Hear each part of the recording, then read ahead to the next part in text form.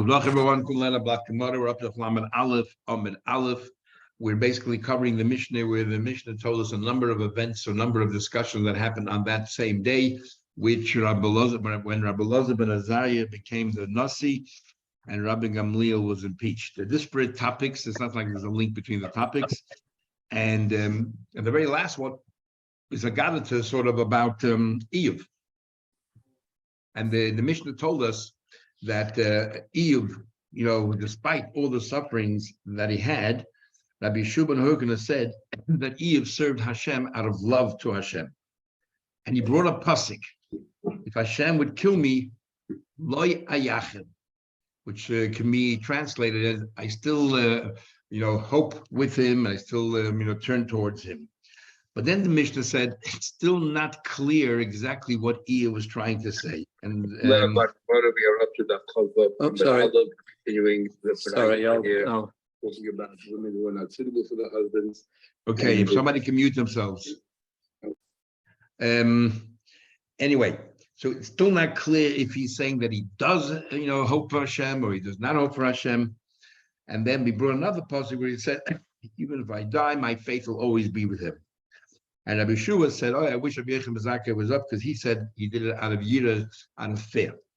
So the Gemara wants to understand, what do you mean we're not clear what Iyuv meant? Says the Gemara, Rabbi Yeshua ben Hurkana darshan shloi avad Iyuv. Iyuv did not serve Hashem, only out of love. The lechze, and then we say it's a davar shakel. We're not sure what he was trying to say, because it says loy ayachel. It can be either loy ayachel to him, to Hashem. Ayachel, I still hope to, and I believe in, or loy could be no, I don't any longer believe in him. So which one is it? Says the Gemara, the lechze. Let us have a look. Hi loy. How is the word loy written? If it's written Lamed Aleph, it means loyhu, means no, that he does not have any more faith in Hashem. And if it's with a Lamed Vav, that means loy to him. Then loyhu. Why are you saying that Shtavar Shakel were not clear? So says the Gemara, and you think if it's written just Lamed Aleph, it's automatically means he doesn't. Every time it says Lamed Aleph, it means he isn't. And let me ask you a question. Let me ask you a question. It says in the pasuk, "B'chol tzara some loitzar," that all the tzaras that the Jewish people find themselves in, loitzar. It's written with an aleph, which according to you means loitzar, that Hashem doesn't feel the pain. Yet it's siba lamed aleph. And hachinami d'lo, you think it means Hashem doesn't feel the pain? Maybe that's what it means. Hashem does not feel our pain. But see, it says malach panav Hashem. It says that Hashem sent an angel to help us. Obviously, he did feel the pain, even though it's with an aleph. It can mean lie. Even though it's written with an aleph, it can mean lie. That yes. Elam lie mashma hachi. So the Mishnah means the word lie sometimes can mean no, sometimes it can mean yes, and therefore we're not sure what it means. We had to bring another passage. Now. It's okay. What exactly means is, there's a word in the Gemara which is written Aleph Yud Nun, and it can be the way we normally translate it. It can be two words. It can be Ein, which means no, or it can be In, which means yes. However, some Mefarshim say, we had this in Kedushin, but some Mefarshim say that there's no such thing as two words, Ein and In. Why would the Gemara use the same letters and mean two exact opposite things and confuse us? They both mean no, but it could be written as a statement. It can be written as a question. So when ein is a statement, it means no. When ein means yes, it's supposed to be read ein. No, of course it's yes. And so they want to say the same thing here. Loi means no, but if you read it as a question, loy yachal, you think if Hashem did this, loy yachal, I won't still believe in him. And if it's a question, then even though it's written as no, it really means yes. And that's what the Gemara is saying here. And that's why Shimon Hurkana had to bring that other pasuk. Says the Gemara further, Tanya, we learned in a brayser, it says, Nemar, it says in pasuk, it says the word, it describes Iyuv as a God-fearing person. And Venema is another pasuk which talks about Avram Avinu. It says, by the Akedah, Hashem says to Avram, now I know that you're a God-fearing person. But we know that Avram's main virtue was that he was a very loving person. Even though it says God-fearing, he was actually a very loving He loved Hashem. He served Hashem out of love. Same so too. Even though we use the expression Yirei Elikim is ba'ava out of love. Says the how do you know? Maybe when it says that Yirei Elikim means literally that God fearing. The Chassid says because you know why. There's another pasuk when describing Avram. It says Zera Avram Oyavi, that Yaakov is a descendant of Avram, the one who loves me. So we see that Avram, even though Avram also obviously was a God-fearing person, but his main way of serving, method of serving Hashem was out of love. And Yitzchak was Gevura and Avram was Chesed. So the same thing by Eve, even though it says Yirei, it means love. That's what Rameir says. Says again, and that's the argument on Mishnah, Shubin Hurkin Rabbi Yechon, whether he served Hashem out of fear, Rabbi Yechon Zakeh said, or he served out of love, like Yeshua ben Hurkes. Says the Gemara, "My ika ben oisem ha'ava la'oisem ha'yir." What is the difference in as far as your avodah to Hashem, whether it's out of ava, whether it's out of yira? Is there a difference in the, I guess, in the reward? The Gemara, ika, yes, there is. How the Tanya we learned, Gadol ha'oisem ha'ava, yoisem and oisem ha'yira. Greater is the reward who serves Hashem out of love than someone who serves Hashem out of fear. Shezeh totally. And as the Rambam explains that we do out of love, you're proactive and you do all the mitzvahs. That's the cause of all your mitzvahs, I say. Fear prevents you from doing the wrong thing. So that is the major driving force in observing the mitzvahs lo yisasa, not doing the wrong thing. So the Gemara says the difference is as follows.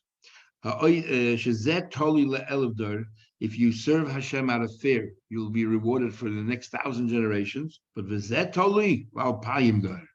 But if you serve Hashem out of love, you'll be rewarded for 2,000 generations. How do I know that? We have a pasuk that Hashem will give charity la'alafim to 2,000. Those who love me, observe my mitzvahs. So that's clearly those who love me, I will reward for the next 2,000 generations. And the other pasuk says that Hashem will keeps His word, and He will give charity to those who love Him, and those who guard His mitzvahs for only 1,000 generations. And we're going to attribute that pasuk to those who serve Hashem out of fear. Says, what do you mean? If you look at that pasuk, it says clearly, to those who love Him, and they observe His mitzvahs. It says also havav. Says look at each one where it says right before it says the reward. What does it say? When it comes to Lal Payim, to 2,000 generations, it says Lal Payim la'ayhavei. So immediately after the word to 2,000, it says to those who love me. Okay, but when it comes to the 1,000, it says there la'ayhavei, and then it says there u'l'shoyim mitzvaysim, and then it says la'el. So we see here that when it says la'el, we're not referring to the ayavei, we're referring to the shayim and mitzvaysim, those who make sure they do my mitzvahs, that they don't do anything wrong. They don't violate any of my mitzvahs, and that is done out of fear of Hashem. Says the Gemara, there were two students. There were two students sitting before Rabbi. One of them said to Rabbi, I had a dream, and I dreamt the following sentence: how wonderful is all the good that Hashem stored for those who fear. So I dreamt an entire pasuk about fearing Hashem. And the Chadamar, and the other one says, that I had a pasuk where it says that rejoice all those that have trust in me, that all those that have will be rejoicing, all those that have faith in me, and they'll be joyous, all those who love Hashem. I dreamt all about loving Hashem. Amalu, he said to them both, Rabbi said to them both, that you should know that Tavaychu Rabbanon Tzaddikim Gemur, you're both going to grow up to be great tzaddikim. One of them is going to be serving me out of love, and one of them is going to be serving Hashem out of fear. Yeah, so that is what it means. Rashi asked, we had the Gemara a short time ago, that when it says you separate from the following people, somebody's conniving and cunning, it also says somebody who serves Hashem out of love and out of fear. So, and here we're saying that it's a good thing. The Rashi says that there the Gemara is talking about, as we explained then, you're doing it out of love for your reward. It's all about you.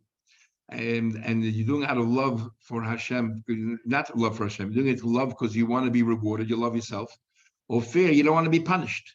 That's when the Gemara says it's no good. Here we're talking about you're serving Hashem out of love to Hashem and out of fear of Hashem. That's what Rashi says. But really, in the Gemara before we had, the Gemara, Abai and Rava both said, take it out because we say, La'olam yasik adam b'toyra mitzvah shaloi lishma, shematoich shaloi lishma, maybe lishma. That he clearly said that,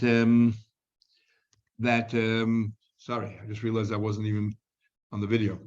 We learned in the Gemara before that Abai and Rava said, remove that phrase, separate from Hashem and don't be V'av Yireh, because even if you did it for the wrong reason, you love yourself, you want to get rewarded, or you fear the punishment, it's all right, because this is how you start, and eventually you'll end up doing the right thing for the right reasons. So it's not so clear what was bothering Rashi here in the first place. Anyway, Hadran Allah Kishem Shamayim. This concludes Kishem Shamayim. And now we're up to the next parak, which is the distinction between ahava and yira is whether there's schar. The person who does ahava doesn't care whether there's schar or not. In the Gemara here, Rashi says we're talking about avas Hashem or yiras Hashem. The Gemara before, when the Gemara says refrain from serving Hashem out of the Ava Yira, we're referring to a completely different thing. Ava, you're loving yourself and you want to get rewarded, or Yira, you're loving yourself, or you fear the punishment if you violate the mitzvahs. I said the problem with that is in the Gemara before, the Gemara dismisses that and said, the truth of the matter is, even if you're doing it because you want to get rewarded, the fact is that through that you'll eventually do lishma. Yeah. So it wasn't such a bad thing. Okay, next parak. This is a short parak, so we'll do the entire parak tonight. Tosfos says he does not understand why this next parak is here. And let's just do the first couple lines. You'll see straight away what's bothering Tosfos, and he doesn't answer. He says, we had before that for a woman to be a Sotah, there's a process involved. There's kinui, which is you have to warn your wife, you don't be, you're getting too flirtatious with that particular person. So that's called kinui. And we said in the first Mishnah here that you need two, according to Rabbi Shua and Rabbi Eliezer, you need two witnesses with that you warned, even though we had the Gemara an opinion that says you can be mekanai de atzmai. But in the Mishnah said you need two witnesses. And then we had the next stage is Vestira, where she was in isolation, seclusion with that person alone, long enough for something to happen, I guess, untoward. And there we had an argument, Rabbi Eliezer and Rabbi Shua. Rabbi Eliezer said for stira, even a single witness is sufficient, because there's already some grounds, some credibility here. Because he already warned her, and now she's alone with this guy. One person is enough. And we have Rabbi Yeshua says, no, you still need two people for stira. But once he had the stira, she then drinks that water. And then the results are whatever the results are. If she refuses to drink the water, then she has to, she receives a get, a divorce, but she forfeits a ksuda. If the husband refuses to get her to drink, he's not allowed to live with her anymore. She's forbidden. As we had a few days ago, even though it's a suffix, it's really treated like a vadai. And then they can't live together. But she also does not lose a ksuda because he didn't give her a chance to prove herself one way or another. She's denying it, obviously. So you didn't give her a chance to prove herself. Then what happens if a witness comes after the stira and says, but I know for a fact that there was a dalliance between the two and she became tamei. So she no longer drinks the water. She no longer drinks the water because what's the point? We now have testimony that she did commit adultery, and she loses her ksula. Now that's called nitma. So you have kinui stira, and now we're going to talk about nitma. For this next stage, do we need two witnesses? You believe one witness? Yes. The next stage is even one witness, or even less than that, as we'll see. And that's what the Mishnah will talk about. So Tosfos said, I don't understand. This Mishnah should have been right following the first Mishnah we had in Sotah. Because in the between, we learned about that she drank already. We about the racing the Hashem's name, the pasuk and all that. So some want to say that this Mishnah actually is talking about she already drank, and now and nothing happened, and now came along a witness said, but I know she became tamei. And maybe what they're saying here is that she loses a ksuda. Either water didn't do its right thing, because maybe she has a mitzvah that kept, that protected her, or maybe the fact there's an 8 out there. We had an opinion if there's an 8 anywhere in the world, the water is rendered ineffective. So let's do the Mishnah. So we're going to have to continue the argument of Lezer B'Shua. Rabbi Lezer, who says that when it comes to the second stage stira, even a single witness is enough. Says the Mishnah, Misha Kinelishta, he warned his wife, then Nistra, and then she went into isolation. And then the Afilu Shama if Hapereach, even if he heard an expression of a flying bird. In other words, he heard a rumor, he heard someone speak who is not considered a valid witness. For example, even an Eved, a slave, is not considered a valid or a maid. They're not valid with witnesses. Nevertheless, what do you call it? The way Rashi learns is we're talking about the stira itself. Rabbi Lezer said before, the stira itself, the isolation, one witness is enough. Comes along this mission and says that this one witness does not even have to be a kosher witness. It can be anybody. Is yoyitzi v'yitnik ksula. He has to divorce her and give her a ksula. What do we have to give her a ksula? We drink water. So it means, according to Rashi, if he's supposed to give her drink water, you're not live together anymore. But if he doesn't want her to drink the water, then he should divorce her. He must divorce her. But in this case, because he doesn't allow her to drink the water, so she cannot prove her innocence, he has to pay her out the ksula. That is how Rashi learns. Taisa doesn't like the pshat. He learns we're talking about, after the stira, then came along this rumor, and so there's no point in drinking the water anymore because we now have, even though the witness is a poor witness, telling us that she committed adultery. So what's the point of drinking the water? Yeah. Or the other way around. That's not the other learn that way. Taisa learns. Sorry, that was another Rishon. Taisa learns that that you're talking about that before there was stira, there was no stira. Suddenly he heard rumors that she's having some kind of an affair with this person. There was no stira at all. But because there is a little bit raglayim l'davar, there's some credibility because he warned about this guy, and then now there's rumors abound that they had some kind of an affair going on. So then it's a mitzvah for him to divorce her. Don't live with such a woman. You can't live with such a woman. Then it's not proper. We cannot force you, but it's like a positive thing. So yaitzi, you should divorce her. And on the other hand, you have no proof that anything happened, so you have to pay her out the ksula. So it's like there's a mitzvah to divorce her. Okay, says the Mishnah further. Those are the words of Rabbi Lezer. Rabbi Yeshua says no. Rabbi Yeshua says he holds that generally for stira you need 2 complete witnesses. So therefore he says if you don't have 2 witnesses, she doesn't become asa to you. Nevertheless, but if let's say that the rumors are very strong and the women are sitting there and sewing and weaving and knitting by the moonlight, they're sitting gossip, and this is what they're talking about, this particular person, then she should not be drinking the water. There's no point drinking the water here because it's like the fact that everybody talks about it is already, we learned before, it renders the water not effective anymore, and therefore he should divorce her and has to give her ksula again because she didn't really take the test to prove her innocent or not, or otherwise. We don't consider lashon hara. It doesn't matter, but this is the fact. This is what happened. Whether they're right talking about it or not is something else. This is how it is. We actually had a Gemara interesting. If a single, we have other places as well. If a single witness comes to court to say that this person committed murder or this person committed a crime, which you need 2 witnesses, then the Gemara tells the story there that they actually took this ksuvas. They took this witness and they gave him malchus. And the Gemara said, "Why do you give him malchus? He came and told us a story of what happened, what he saw. He received lashes because it's lashon hara. Since whatever you're going to tell us now is useless because we can't do anything with that information, because a single witness cannot incriminate a person when it comes to matters of capital punishment like murder, and therefore all he did was he said lashon hara, like what you just raised. Okay, but this is the fact. This is what they're doing.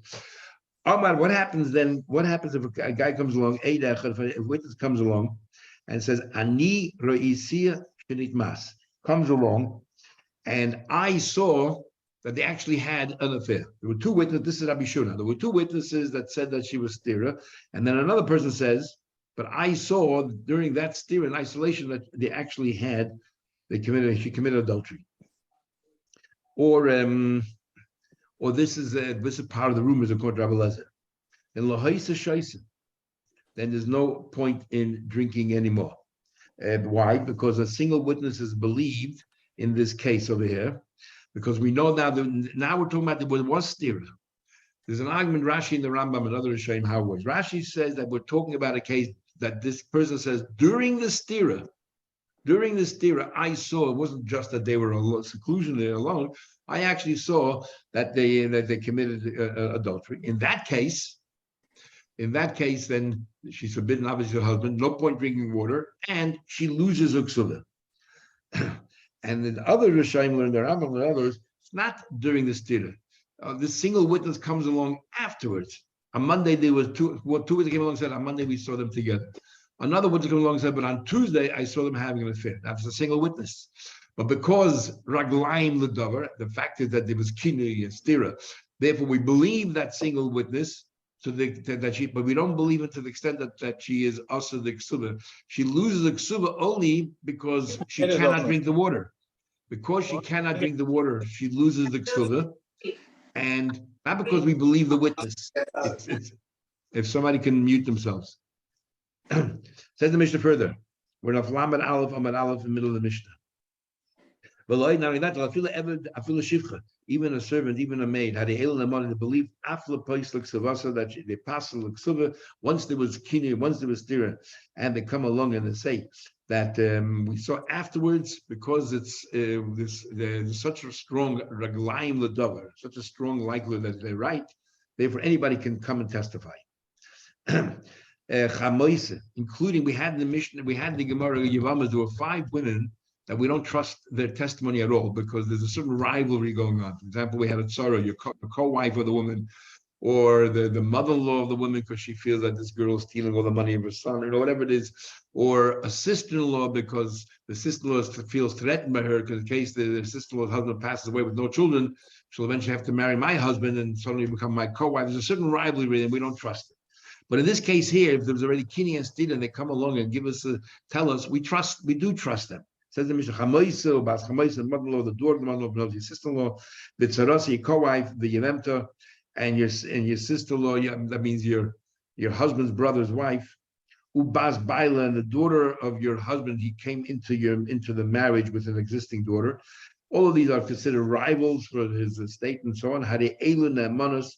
In this case, they're believed because it was kini, there was stira, but even so, not for her to forfeit her ksuva, because that far we don't believe. Elish Laitisha, she cannot drink the water. Now the Mishnah explains. We would have thought that we shouldn't believe a single witness. And goes as follows. When it comes, according to Rabbi Shua, when it comes to the seclusion, he warned her with 2 witnesses, and then don't be in isolation with this person. And then for that stira to happen, according to Rabbi Shua, you need 2 witnesses. And let's say there were 2 witnesses. All it does is they're short term, they cannot live together until she drinks the water and proves her innocence or otherwise. So I would have thought, that initial testimony, there's a remedy there. She drinks the water, and if she's innocent, she can go back to her husband. Insists you need 2 witnesses. So it comes along somebody and says, after that stira, I saw them having an affair together, which this shaisarta isur olam, now she's forbidden to her husband forevermore. Surely that you would need 2 witnesses, according to Rabbi Shua, you would think. Therefore, the pasuk says, and we had this in Abbeis Amud Beis. It says says there in the pasuk, the aid ain't but. It says that if she had an affair with somebody and her husband was totally unaware of it, the aid ain't but. And we learned, if you remember, that the aid, even though it's written in singular, actually means 2 witnesses. Because as we'll see more here again, it says in the pasuk the aid echad, which is obvious. If it's an aid, it's written in singular. Why do you have to spell out echad? To tell you, whenever the Torah uses the word aid, it means 2 witnesses. A group of witnesses, they become like one body. So the aid ain't but means there were no 2 witnesses there, but there was one witness, and the pasuk says, and she wasn't forced into it. By saying she wasn't forced into it, it wasn't coerced, that means the pasuk is trying to say, and therefore she's guilty. So we see that one aid can make her guilty. Called aid is sheyesh, but any testimony will work. Even one aid can be guilty, and even that one aid doesn't have to be a kosher witness. It could be an evid, it could be a shifra. Kal v'chaim. So the Gemara says, okay. So now let's go the other way around. Now that we've established that when it comes to say that she's forbidden to her husband forevermore, even a single witness is good enough. So let's go back to Stira and say to Rabbi Yeshua, so when it comes to that middle step, which is that she was alone together with a person, where she's not also really to her husband because she deserves, I mean, there is, but she can drink the water and go back to her husband, then surely there, one witness should be enough to put the, to start the whole process. Why do you have to have two witnesses there? When the testimony of the witness is achieving a lot less than the testimony of the latter witness, says the Gemara. Now let's say the other way around. Let's go back to the first testimony and say, if the later Eidus, which forbids her forever to her husband, yet you tell me that one witness is sufficient. So the testimony of witnesses regarding her being in isolation with this person, which does not answer her forever because she has a way out by drinking the water. Surely that one witness should be enough.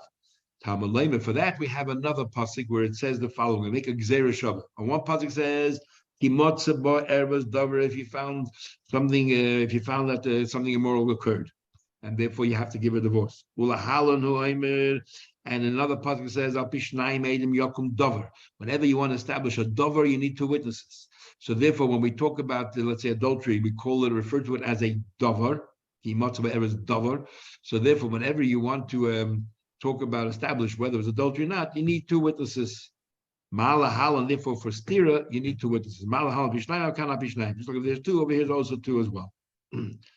Says the Gemara. Now the Mishnah says 3 cases. Case number 1: Eid Oymen Nitmas. A single witness comes forward and says that actually she committed adultery, which means she cannot drink the water because the water is only to prove if she's innocent or not, where there's a suffix. There's no doubt anymore.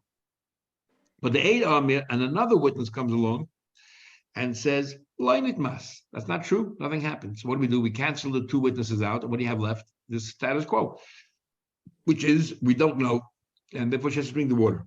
So we know we had a stira, we had a kini, we had a stira. Then along came a single guy and a single person and said she had an affair either during the stira, the Rashi, or the Rambam after the stira. And another witness contradicts that. So they cancel each other out and leave things status quo, whatever it was after the stira, which is drink the water. Or isha medis nikmas, and we said before, you don't even need a valid witness. So a woman came along and said that after the stira she committed adultery, or during the stira, isha medis, another woman says contradicts her. Then hoisa shaisa. Then the way we learn the Mishnah right now reverts back to the status quo, which is she has to drink the water. What about echad eimen nitmas? If one person says nitmas, that she is tamei, but shnayim eimen nitmas, so one person says she's tamei, no point in drinking anymore. They came along 2 witnesses and says loy nitmas, nothing happened. She was in seclusion, she drinks the water, nothing happened. Then hoisa shaisa, she drinks the water. Now this part of the Mishnah seems to be redundant. Of course, 2 witnesses always contradict one witness. We believe the 2 witnesses. What's going on here? We'll see in the Gemara soon. Case number 3, where Shnayim Eimer Nitmas. First came 2 witnesses and said she became Tamei, there's no point in drinking. But the Echad Nitmas, they came along another witness trying to contradict that. In that case, you don't drink. Which obvious, one cannot contradict 2. Again, it's so obvious. What's the Mishnah trying to say? So we'll come back to that.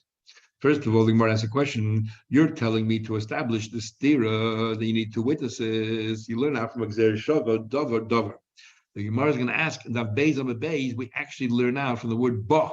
Now, when do we say the Eid Echad, Eid ba, that there's no 2 witnesses there, but just 1 witness, and that's sufficient, is when to say that she became Tamei.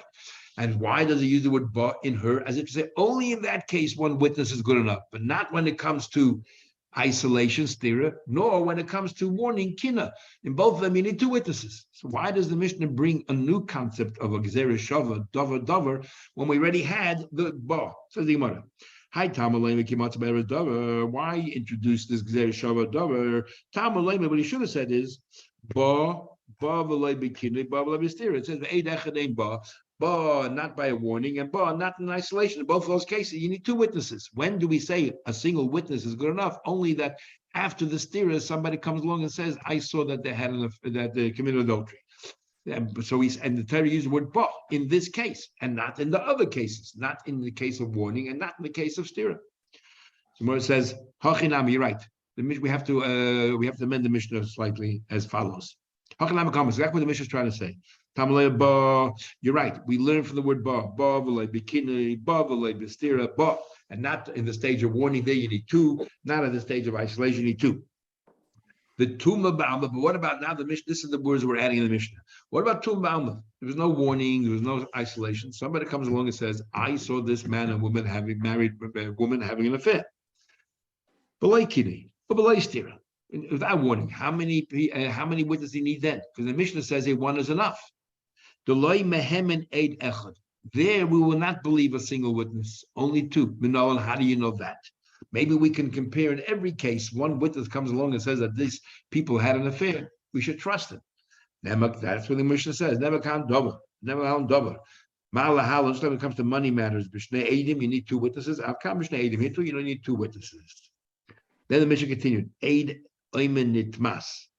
Says the Mishnah, the one witness said that she became tamei, therefore there's no point drinking water, and the other witness said they should not become tamei, so they cancel each other out, and therefore status quo she drinks. Timer, the kamach sounds from here that the only reason is because the second witness contradicts the first one. What happened if there was no second witness? No, if only one witness came and says, after the stira, so the rule was, okay, she has to drink the water. Comes along suddenly a witness and says, but I saw her having an affair during the stira or afterwards. How do you know one witness is good enough?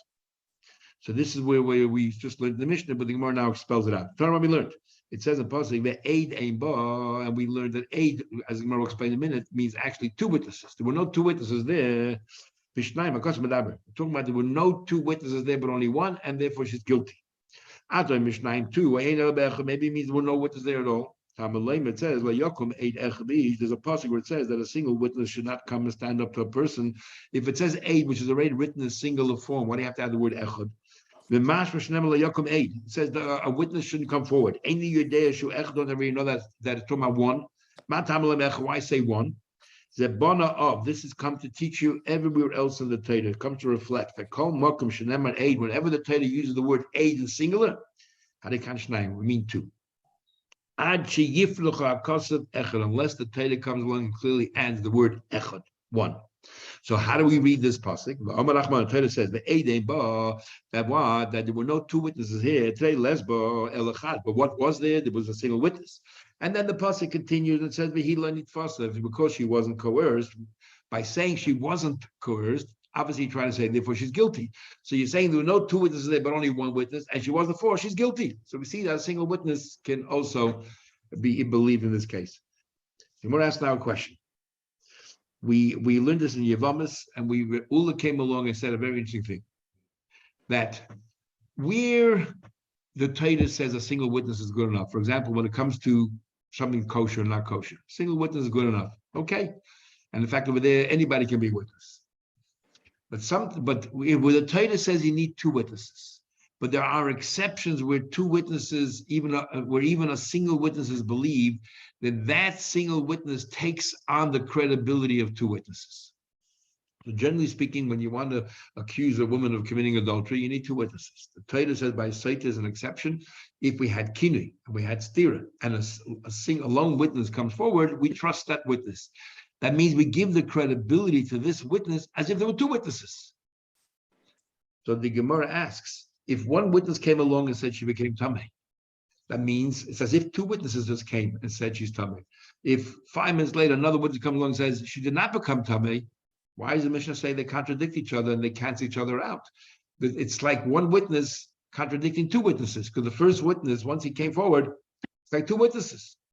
Because the Torah says that one witness is believed in. Says the Gemara.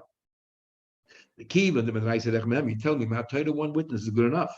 So how can, when a second witness comes forward and contradicts him, how can he contradict him? Didn't Ula say, whenever the Torah says a single witness is believed, we treat it as if there were two. And how can one witness contradict two?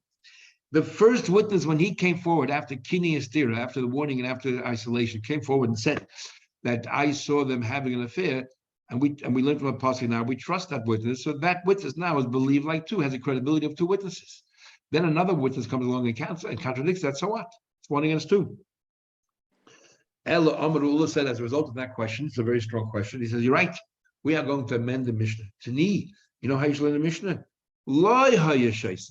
If a single witness came forward and said that she committed adultery, he's considered like two, and we believe. So no longer you can drink the water. Then came along another witness that contradicted the first witness. We don't trust the second witness. We only trust the first witness. But Rabchi says, sorry. Rabbi said the same thing. It didn't drink. However, Rabchi argues and he says, leave the Mishnah the way it's written in our Mishnah. And the question is why? What about Ula?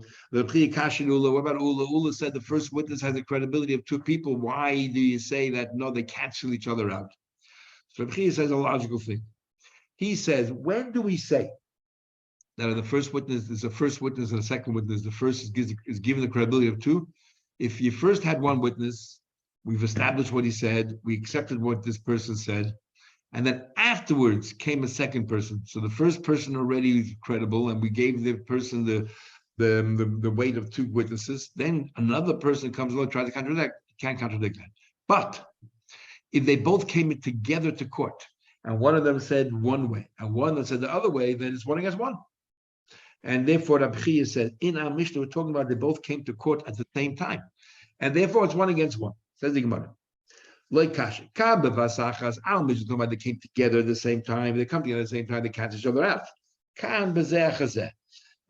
But if they first come, one guy comes, and then the other guy comes, the first guy has, and that's Ula's case, credibility of two, second guy cannot contradict that. Rashi is very unclear what's the definition or how do you explain the second person, they come together. What does together mean?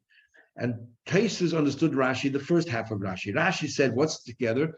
If the second witness speaks toich kedei dibur of the first, we already had this concept, toich kedei dibur, the time that it takes to turn around and to pause whatever you were doing and wait and greet your teacher and say Shalom Alecha Rebbe or Shalom Alecha Rebbe Meiri, different opinions, and that's it.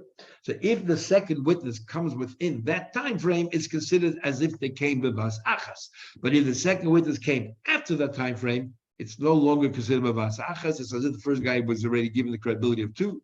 That's how Rashi says in the first half of Rashi, and Taisus understood that from Rashi. But Rashi, I'll just quote you the rest of Rashi, but Rashi seems to the rest says something else. So Rashi then says in the Rashi Kamba Vasachas, the bottom half of the page, he says here, I'm just going to quote you Rashi here. Rashi said, when do we say that the first witness has a credibility of two? When? Now Rashi should have just said, if the second person came after Kedei Dibur. So the first person already is accepted, and the second is already finished the testimony, they breathe like two. And then the second person came a few seconds later. Rashi says no. Kigoy, for example, im heyid heidusay, the first witness said his testimony, the yotza, and he walked out. The sule matzi chad chushid, then the second person can no longer contradict it. Sounds on this Rashi here, if the first person is still in the court, and the judge hasn't yet accepted this person's testimony, even though the second person might not have opened the mouth for another 20 minutes, an hour later, it's still considered the same vasachas. It's still in the same courtroom, the same case, and it hasn't been determined yet. So Rashi is a little bit unclear what he means there. Anyway, let's get back to the Gemara. So the Gemara.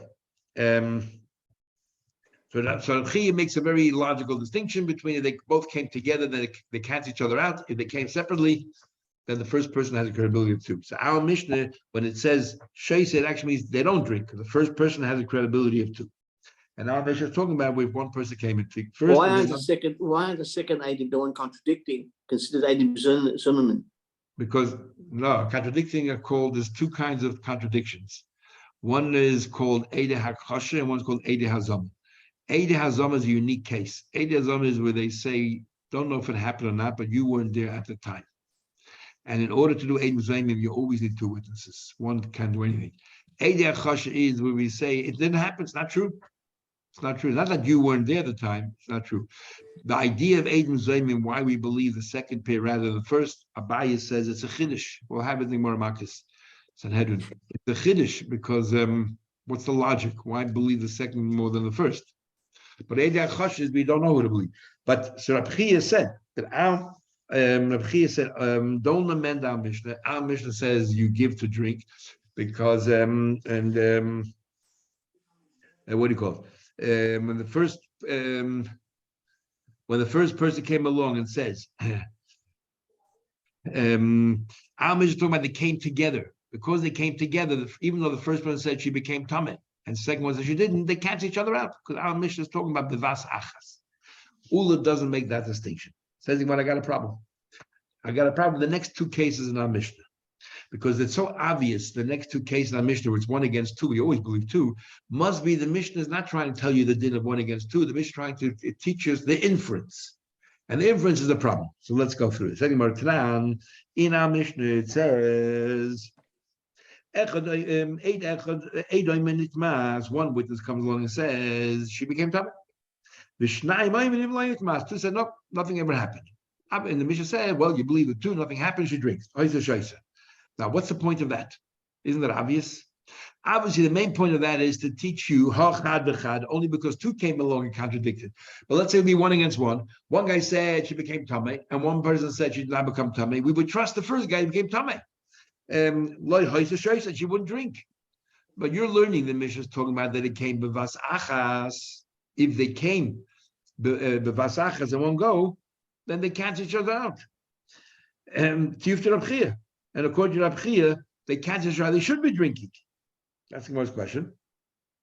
So the Gemara, Rab Chia says, and the way Rab Chia learns the entire Mishnah is that they all came at the same time. So the Gemara, Rab Chia says, you think your pshat is any better? Ema Sefer. So tell me how you read the last case. 2 people came along and said, yes, she committed adultery, so she doesn't drink. And nothing happened, she should drink. And the Mishnah says, she didn't drink. It's obvious, isn't it obvious? If 2 people said that she committed adultery, that's it, no drinking, and one witness contradicts them, of course not. So what's the point of that? Obviously, hachad v'chad, to tell you only because 2, it was 2 against 1, you believe the 2. What happens if one person said became tameh, and then another person said did not become tameh? Then hoisa shoisa, they cancel each other out, and she would drink. But why? According to your way of learning is that the first person that comes along is established the credential as if they're 2 people, because you Ula make no distinction whether they came together or not together. So according to you, the first person came along is tameh. How can the second and how can the second person contradict that? So why are you allowed to drink? Ella, you're all wrong. The Mishnah is not talking about trying to teach you inferences. The Mishnah is teaching you for itself. I know the Chiddush in Mishnah is like the other thing, which is Nehemiah. Now, Nehemiah said where the Torah normally needs 2, and we'll make an allowance for 1. The moment we reduced the criteria for the witnesses, we also reduce another criterion, that is who can be a witness. Even psuli edus can be a witness in this case. Even somebody generally is disqualified from being a witness. In this case, they can. For example, a woman. So, and this is what Nehemiah teaches. And Nehemiah says as follows: in a case where you don't really need witnesses, the Torah says 1 is enough and psuli edus is enough. Then we look at the number. The Gemara Shua says the general rule is that Trei Kemeya. If 2 witnesses says that something happened, and 2 witnesses contradict that, we don't know who to believe, right? So we toss the case out. What happened? 2 witnesses said something happened, and 3,000 witnesses come along and said it never happened. It makes no difference. 2 is like 100. That is where the laws of edus come into effect, because it's exeris hakasa, we don't really understand. But where there are psuli edus, why do we accept it? Because it's not exeris hakasa. It's logical that if somebody said this happened, there's a good chance that's actually what happened. Then numbers do matter. Then if you have 5 saying one thing and 2 saying something else, 5 probably saying the truth. So therefore, Rav Nechemia says, Kul psuli edus. We're talking about apostle edus. Rav Nechemia, follows Rav Nechemia. The time you learn, Rav Nechemia says, Kol mokim shehem mina Torah. Eid echad, whenever the Torah says, you believe a single witness, Halech acharev days. That means the Torah is saying we're no longer dealing here with the Gzeres HaKosov, that special decree about witnesses, which we don't really fully understand. You just have to follow certain rules, a certain paradigm, and that's how it is. We're talking about more a case of probability. Probability, then numbers do matter. Halech acharev days. Then follow the logic. If there are more people on one side than the other side, then probably that's the side you should believe. And the two women against one man. So even though the man's a kosher witness, and the two women say not kosher witness, but here it's not a question of witness. Here it's a question of logic, probability. Then two women against one man, you believe the two women. As if two men against one man, we believe the two women. That's one version of Rabbi Nechemia. The other version of Nechemia is another version is no, not if two women are against one man. Even in this case, if it's a man that comes forward, then it's still not just a case of probability, it's a case more of edus. And the Torah made a gzeres hakosov, then in this case, one aid is enough. But if it's one woman versus two women, then it's not a case of edus, it's a case more of probability, of likelihood, then numbers do matter. So the first witness came as a kosher witness, where we allow one witness, then 100 women will have the same status as one person. And the first person has now the credibility of two witnesses. So this is a din and edus. And now if 100 women come along and try to contradict that, they're only considered like one aid, and one aid cannot contradict two. You know what our Mishnah is talking about? When it says in the Mishnah that one aid said she became tamei, that she became tamei, and two Eidim came along and said they should not become tamei. We said over there she drinks the water because we don't trust the one aid, right? One aid said that he became tamei, and two Eidim said he didn't become tamei. We cancel each other out. Why? So it depends which version of Nechemia. Either in the first version of Nechemia, even the first aid was a man, and the second were two women who said he should not become tamei. Two women against one man, the two women canceled the one man completely, because there's no agency at all, just probability, and two would believe more than one. If you follow the second version of the Nechemia, then the first witness that came wasn't a man, was a woman, and the second two witnesses came along with two other women, and two women are stronger than one woman because of the case of probability, and therefore she probably did not become tamei, and she should drink the water because we have the stira, and therefore you need to drink water. A woman came in the beginning, but this is how you should learn the Mishnah according to Nechemia. Whenever the Torah says one witness is believed, then it's a question of probability. And therefore, the greater the number, the more likelihood that they'll tell the truth. But also, so if you have two women against one woman, it's two men against one man. You believe the two versus the one. But if the first person that came along was one man, this is the second version of the Nechemia. The first person came along was one man, which has a credibility of two. He's kapalga palgadami. It's just like half and half, and therefore it depends according to Abchia. If they came in unison, they came together. The person, let's say the first person who came along and said that the first woman came along and said that she came tamei, and then the other woman came along and should not become tamei. They all came together. So the first one came was a man and said she became tamei, so you don't drink. At the same time, 3 women came along and said, no, she did not become tamei. Because they came together, it's one against one, and they cancel each other out. But if the man came first and established that she became tamei, and then the following day or a little bit while later, 2 women came along and said, not become tamei, then these 2 women have a din like one aid against 2, because the first man, once he was accepted, his testimony, he's like 2 witnesses, and 1 against 2 is not believed. But if 2 women against 1 man, no, the man came first, and then later the woman came, as if they're half and half, they definitely have the status only of 1 witness. And regarding the first witness that came, the man, it depends. If it's bevasachas together, then they cancel each other out. If it's ze'achazeh, then the man is believed like 2. So why do you need the last 2 cases of the Mishnah? We're basically saying the same thing. We're talking about a number of women that came, that we believe the majority, whichever number is greater, we believe them. So what's the point of telling us first if 1 witness said she became tamei and 2 said she didn't? And the other way around, 1 witness said she did not become tamei and 2 said she did become tamei. it's the same logic. Why do you have to tell me both sides of the case? Whichever one, one of the one either said tummy and one said not tummy. What's the point? Says you want to know. Because I would have thought. I would have thought, when do you say you look at the majority number when we're being machmer? We're saying, you know what? If one witness said that she became tummy, no drinking, and two witnesses came along and said, no, she did not become tummy, she should drink. Oh, it's a chumrah. We want her to drink. It is a chumrah. So therefore, we say two women have more validity than one woman. But if, let's say, two women came along and said that she's tummy, so she doesn't drink, and one woman said she did not become tummy, so she should drink. In that case, maybe we don't say that one is equal to we don't go to say that she doesn't have to drink. Maybe we don't follow these numbers. It makes no difference that if in a case where the Torah says here's an exception, you only have one witness, and we're going to lower the criteria, and we're going to allow psuliadis in a situation where they're all psuliadis, in the second version of Nehemiah, or in the first version where there was a man and then a bunch of women which have the same status as if they were one aid, then we follow the rules depending if they came b'vasachas or they came ze'achazeh, if it's versus a man. And if it's woman against woman, we look at the numbers, whichever numbers are greater.